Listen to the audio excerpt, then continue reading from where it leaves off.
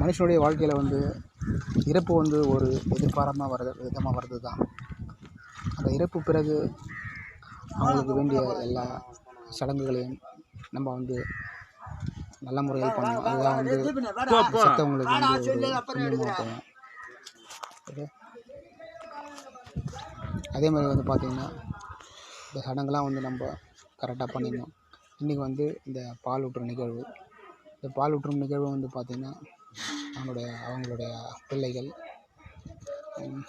மாமாக்கள், பங்காளிகள்லாம் சேர்ந்து அந்த பால் ஊற்றும் நிகழ்வு வந்து பண்ணிகிட்ருக்காங்க. அது வந்து சிறப்பாக முடிஞ்சிச்சு. கடவுள் வந்து Kanniyappan GK retired clerk, Chengalpattu district court, அவருடைய ஆன்மா வந்து சாந்தி அடையணும்.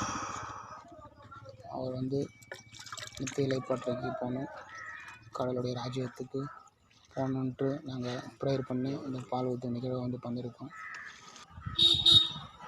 நீங்களும் வந்து இந்த இறந்தவர்களுக்கு வந்து அவங்களுக்கு தேவையான சடங்குகள்லாம் செஞ்சு அவங்களுக்கு ஒரு மன நிறைவை கொடுக்கும்படி